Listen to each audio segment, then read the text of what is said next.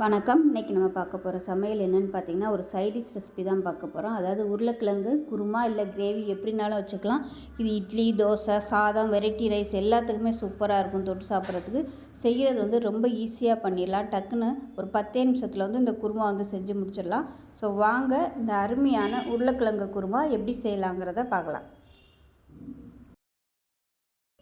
ஒரு mixie jar எடுத்துக்கலாம். இதில் பார்த்தீங்கன்னா மீடியம் சைஸாக ஒரு பெரிய வெங்காயம் இந்த மாதிரி கட் பண்ணி வச்சுருக்கேன். அதை சேர்த்துக்கலாம். ரொம்ப பொடியாக கட் பண்ணணும்னு அவசியம் இல்லை, இந்த அளவுக்கு கட் பண்ணால் போதும். இதில் வந்து ஒரு 10 சின்ன வெங்காயம் சேர்த்துக்கலாம். இது கூடவே 2 பச்சை மிளகாய் உடச்சிட்டு சேர்த்துக்கலாம்.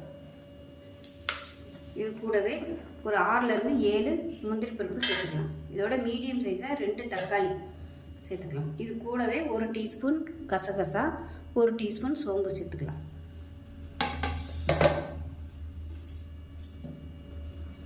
இது கூடவே 3/4 கப் அளவுக்கு மெஷரிங் கப்பில் 3/4 கப் அளவுக்கு துருவன தேங்காய் சேர்த்துக்கலாம். இப்போ இது எல்லாத்தையுமே நல்லா நைஸாக அரைச்சிட்டு வந்துட்டு பார்க்கலாம். இப்போ நல்லா நைஸாக அரைச்சிட்டு வந்தாச்சு. இந்த அளவுக்கு அரைச்சி எடுத்துக்கணும். இப்போ இதில் பார்த்தீங்கன்னா ஒரு 10 உருளைக்கிழங்கு எடுத்திருக்கேன். நல்லா குட்டி குட்டியாக தான் இருக்குது உருளைக்கிழங்கு, அதனால் ஒரு 10 எடுத்திருக்கேன். இதை வந்து 2ஆக கட் பண்ணிவிட்டு வேக விட்டு எடுத்திருக்கேன். 2 விசில் மட்டும் விட்டு வேக விட்டு எடுத்து வச்சுருக்கேன். இதை வந்து தோலெல்லாம் எடுத்துட்டு 2ஆக கட் பண்ணிக்கலாம். இப்போ எல்லா உருளைக்கிழங்கையும் தோல் எடுத்துகிட்டு இந்த சைஸுக்கு கட் பண்ணி வச்சுருக்கேன். இப்போ ஒரு குக்கர் எடுத்துக்கலாம். தேவையான அளவுக்கு எண்ணெய் விட்டுக்கலாம். இப்போ எண்ணெய் நல்லா சூடாயிருச்சு. 1 டீஸ்பூன் சோம்பு, 1 ஏலக்காய், 1 பிரியாணி இலை, கொஞ்சமாக கல்பாசி, சின்னதாக 2 துண்டு பட்டை, 2 கிராம்பு சேர்த்துக்கலாம். கருவேப்பிலை சேர்த்துக்கலாம். புதினா இலை கொஞ்சமாக சேர்த்துக்கலாம். இப்போ இது எல்லாமே நல்லா புரிஞ்சிருச்சு. இதில் 1 டீஸ்பூன் போல் இஞ்சி பூண்டு பேஸ்ட்டு சேர்த்துக்கலாம். இப்போ இஞ்சி பூண்டு பேஸ்ட் நல்லா வதங்கிடுச்சு. இப்போ நம்ம அரைச்சி வச்சுருந்த இந்த பேஸ்ட்டை சேர்த்துக்கலாம்.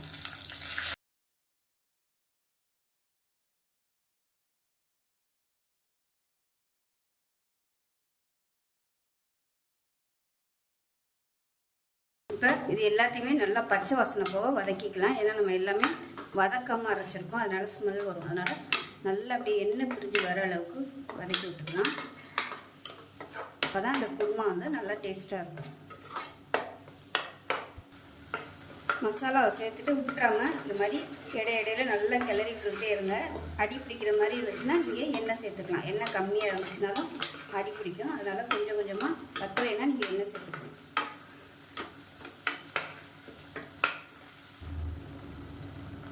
இப்போ ஓரம்லாம் எண்ணெய் விட ஆரம்பிச்சிருச்சு பாருங்கள். இந்த ஸ்டேஜில் நம்ம பொடியெல்லாம் சேர்த்துக்கலாம். மிளகாத்தூள் 1.5 டேபிள் ஸ்பூன் எடுத்துருக்கேன். காரத்துக்கு தகுந்த மாதிரி மிளகாத்தூள் எடுத்துக்கோங்க. 1/4 டீஸ்பூன் போல் சீரகம், 1/2 டேபிள் ஸ்பூன் தனியாத்தூள், 1/4 டீஸ்பூன் கரம் மசாலா இல்லை கறி மசாலா எதுனாலும் எடுத்துக்கோங்க. இது வந்து 1/4 டீஸ்பூன் மஞ்சத்தூள். இது எல்லாத்தையுமே சேர்த்துக்கலாம்.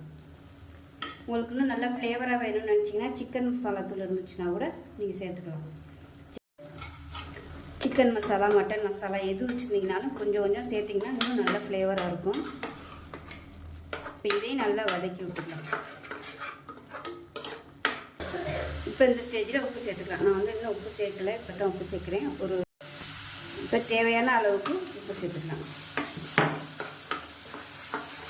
இதை நல்லா கலந்து விட்டுட்டு நம்ம வேக விட்டு வச்சுருக்கிற இந்த உருளைக்கிழங்கை சேர்த்துக்கலாம். வேக வைக்காமையும் சேர்க்கலாம். வேக வைக்காமல் சேர்த்திங்கன்னா உங்களுக்கு அந்த உருளைக்கிழங்கு சாஃப்டாக இருக்காது, ஹார்டாக இருக்கும். அதனால நான் இது எப்பயுமே இந்த மாதிரி சேர்க்கும்போது ஒரு 2 விசில் வேக விட்டுட்டு இந்த மாதிரி சேர்க்கும்போது நல்லா அது வெந்து வந்துடும். குழஞ்சி சாப்பிடும்போது நல்லாயிருக்கும். அந்த கிரேவியோடு நல்லா மிக்ஸ் ஆகிடும். இல்லைன்னா கல் மாதிரி இருந்துச்சுன்னா உங்களுக்கு டேஸ்ட்டாக இருக்காது. அது நல்லா வதங்கட்டும். அடுப்பு வந்து நல்லா குறைச்சி வச்சுக்கோங்க. கொஞ்சம் இந்த மசாலாலாம் நல்லா பிடிக்கட்டும். இப்போ மசாலா எல்லாமே நல்லா வதங்கிடுச்சு. இப்போ இதில் பார்த்தீங்கன்னா மிக்ஸி அலசின தண்ணி சேர்த்து அதோட கொஞ்சம் எக்ஸ்ட்ரா தண்ணி ஊற்றி நல்லா கொதிக்க வச்சுருக்கேன். இப்போ இந்த தண்ணியை சேர்த்துக்கலாம். சுடு தண்ணியே சேர்த்துக்கலாம். சேர்த்துட்டு கலந்துக்கலாம். இது வந்து ஒரு 2 டம்ளர் அளவுக்கு இருக்கும், 200 ml. இப்போ இது இன்னும் கொஞ்சம் கெட்டியாக இருக்குது, அதனால் இன்னும் கொஞ்சம் தண்ணி சேர்க்குறேன். இது வந்து சுடு தண்ணி தான் நான் சேர்க்குறேன். உங்களுக்கு அப்படி தண்ணி தேவைப்படுச்சுன்னா நல்லா சுடு தண்ணியாக சேர்த்துக்கோங்க. டேஸ்ட் வந்து உங்களுக்கு நல்லாயிருக்கும். இப்போ இது வந்து நம்ம அப்படியே மூடி வச்சிடலாம். மூடி வச்சுட்டு நல்லா ஒரு 3 விசில் விட்டுட்டு ஸ்டீம் போனதுக்கப்புறம் பார்க்கலாம். இப்போ கிரேவி எப்படி இருக்குன்னு பார்க்கலாம். இப்போ நமக்கு அருமையான உருளைக்கிழங்கு கிரேவி ரெடி ஆயிடுச்சு. மட்டன் கிரேவி மாதிரியே இருக்கும், சூப்பராக இருக்கும். கண்டிப்பாக இதேமாதிரி செஞ்சு பாருங்கள். சப்பாத்தி பரோட்டாக்கெலாம் அருமையாக இருக்கும். இட்லி தோசை கூட இது மாதிரி செஞ்சு சாப்பிட்டிங்கன்னா சூப்பராக இருக்கும். இட்லி நல்லா சுட சுட இட்லிக்கு இது மாதிரி ஊற்றி ஊற வச்சு சாப்பிட்டிங்கன்னா அருமையாக இருக்கும். ஸோ இதே மாதிரி செஞ்சு பாருங்கள். செஞ்சு பார்த்துட்டு எப்படி வந்துச்சுங்கிறத சொல்லுங்கள். வீடியோ பிடிச்சிச்சின்னா லைக் பண்ணுங்கள், கமெண்ட் பண்ணுங்கள், சேனலை சப்ஸ்கிரைப் பண்ணுங்கள், பக்கத்தில் பெல் பட்டனையும் ப்ரெஸ் பண்ணுங்கள்.